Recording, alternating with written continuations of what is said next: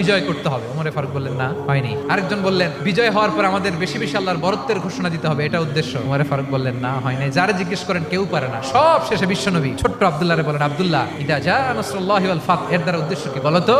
ছোট্ট আব্দুল্লাহ বলেন, হুয়া আজালু রাসূলিল্লাহ, এই আয়াত দ্বারা বিশ্বনবীর বিদায়কে উদ্দেশ্য নেওয়া হয়েছে। ওমরে ফারুক বলেন, হাযা হুয়া, এটাই তো সঠিক উত্তর, এটাই সঠিক তাফসীরে আয়াতের। কারণ ইদা জা নাসরুল্লাহি ওয়াল ফাত, যখন আল্লাহর সাহায্য আর বিজয় আসবে, ওয়া রাআইতান নাসা ইয়াদখুলুনা ফি দীনিল্লাহি আফওয়াজা, আপনি দেখবেন দলে দলে ঢলে ঢলে বানের পানির মতো মানুষ ইসলামের দিকে ঢুকতেছে।